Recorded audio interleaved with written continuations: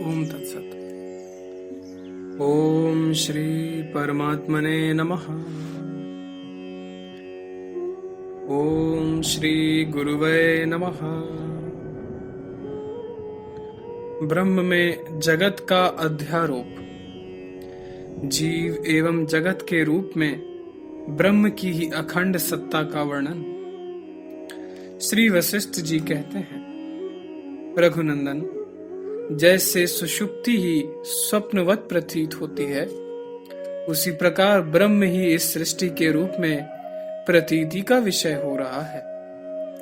एक पुरुष की वासना मात्र का कार्य होने से स्वप्न की घनी प्रतीति नहीं होती, परंतु यह प्रपंच समष्टि की वासना का कार्य होने के कारण इसकी सुदृढ़ एवं क्रमबद्ध प्रतीति होती है। सर्वात्मक ब्रह्म ही इस प्रपंच का अधिष्ठान है। असीम प्रकाश स्वरूप जो अनंत चैतन्य मणि ब्रह्म है, उसका सत्ता मात्र रूप ही यह संपूर्ण विश्व है। पंचभूतों की जो तन्मात्राएं हैं, वे ही जगत का बीज हैं। पंच तन्मात्राओं का बीज आदि माया शक्ति है, जिसका परमात्मा में व्यवधान रहित साक्षात संबंध है तथा वही जगत की स्थिति में हेतु है। इस प्रकार वह चिन्मय, अजन्मा एवं सबका आदिभूत परमात्मा ही माया द्वारा जगत का बीज होता है। माया के हट जाने पर वही अपने विशुद्ध रूप से सदा अनुभव में आता है। इसलिए यह जगत वैभव चिन्मय परमात्मा रूप ही है।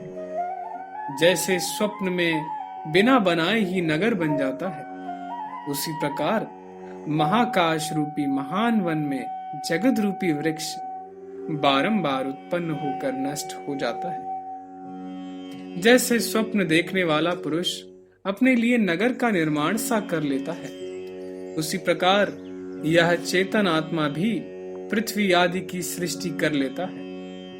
वास्तव में उस समय भी वह अंग चेतन आत्मा ही रहता है। जगत का बीज है पंच तन्मात्राएं और उनका बीज है अविनाशी चेतन आत्मा। जो बीज है उसी को फल समझो, क्योंकि उपादान कारण और कार्य में भेद नहीं, इसलिए सारा जगत ब्रह्ममय ही है। जो स्वरूप कल्पित है वह सत्य कैसे हो सकता है? यदि पंचभूतों की तन्मात्राएं ब्रह्म स्वरूपा हैं, तो उनके कार्य रूप स्थूल 5 महाभूतों को भी ब्रह्म ही समझो। इससे यह सिद्ध हुआ कि सदा से दृढ़ मूल यह त्रिलोकी ब्रह्म ही है।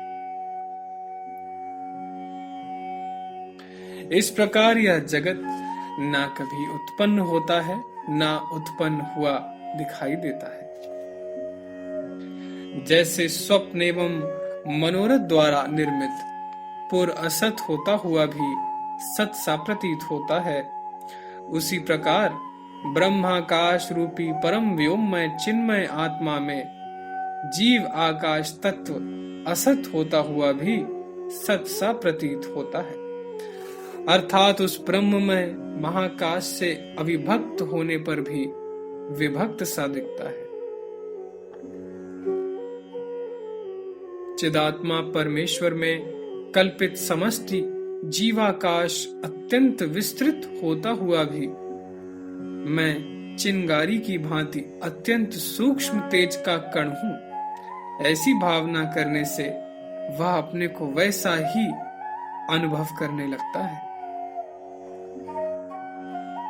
आकाश में आत्म रूप से जिस स्थूलता का चिंतन करता है, भावना द्वारा अपने को वैसा ही स्थूल समझने लगता है। जैसे संकल्प से कल्पित चंद्रमा सत नहीं है, वैसे ही भावना द्वारा भावित वह रूप भी सत नहीं है, तथापि सत सा प्रतीत होता है।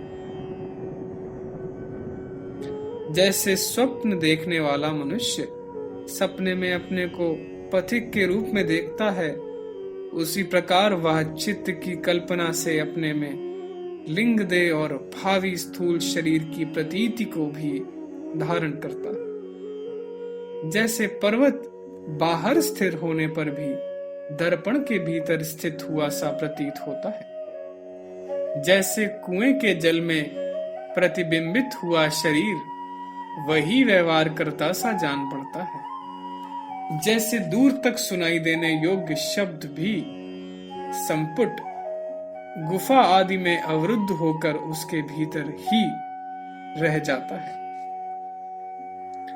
बाहर नहीं फैलने पाता। तथा जैसे स्वप्न और मनोरथ विषयक संविद देह के भीतर ही स्वप्न आदि देखती है, वे विषय बाहर होने पर भी अपने बाह्य रूप को त्याग कर ही शरीर के भीतर अंतःकरण में भासित होते हैं।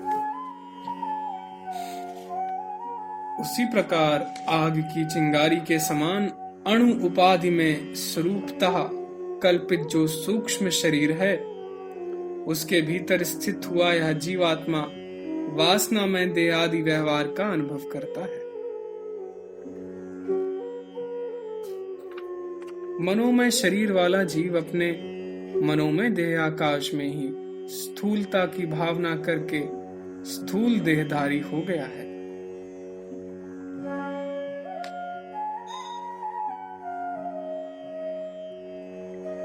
वह अपनी कल्पना के भीतर ही स्थित हुए ब्रह्मांड का दर्शन करता है। मनोमय शरीरधारी जीव मन को ही आत्मा समझता है।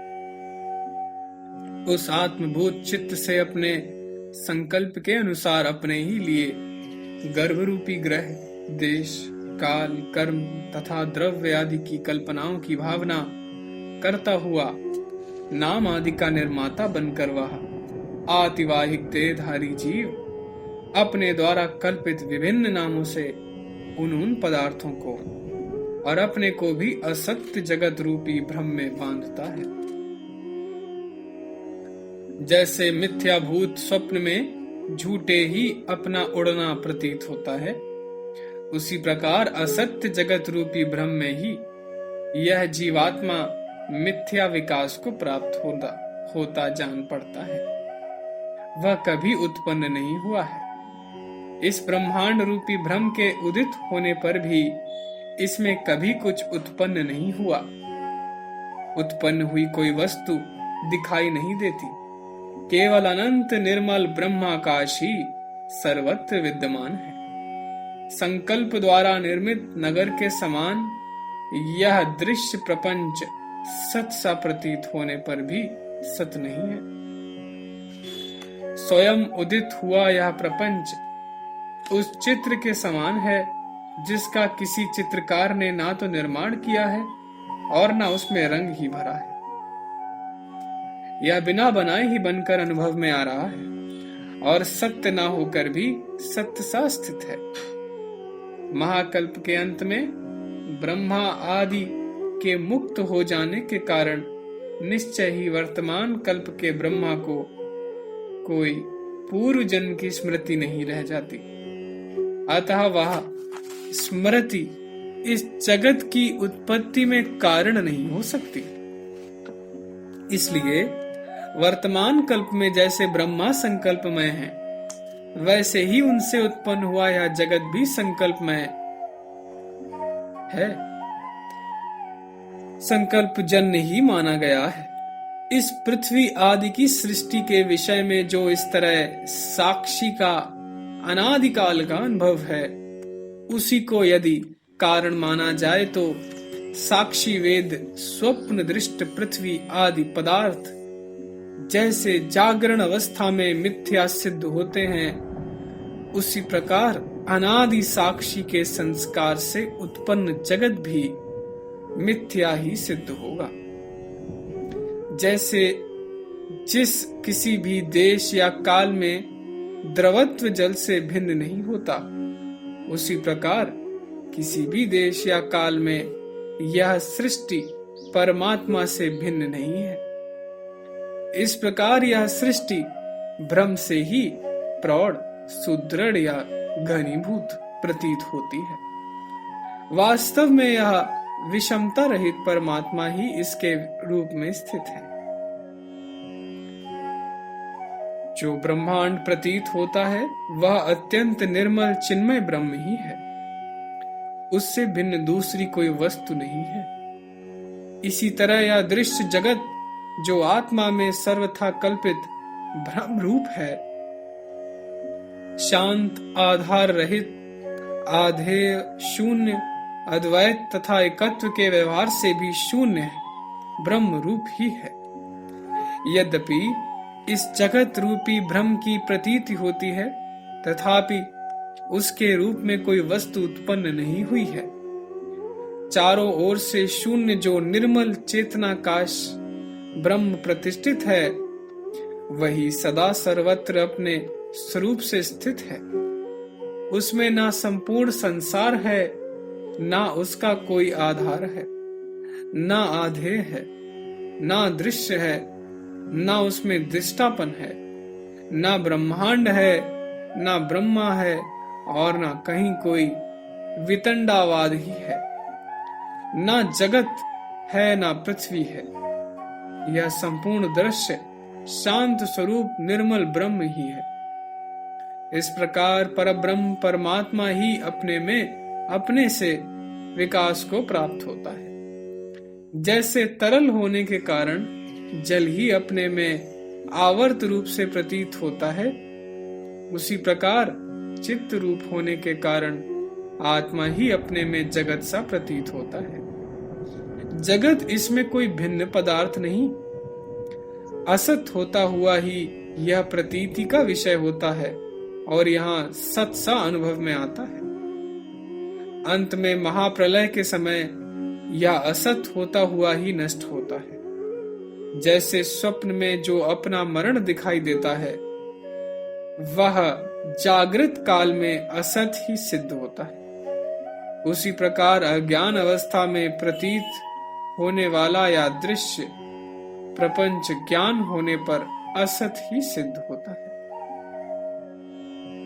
अथवा प्रलय काल में जो इसका संगार होता है, वह स्वप्न अवस्था में प्रतीत होने वाले अपने ही मरण के समान मिथ्या है। अथवा ब्रह्म का अपना ही स्वरूप होने के कारण यह दृश्य प्रपंच सन्मात्र अनामय अखंडित परिपूर्ण अनादि अनंत तथा चेतन आकाश रूप ब्रह्म ही है। उससे अतिरिक्त इसकी सत्ता ही नहीं है। भेद के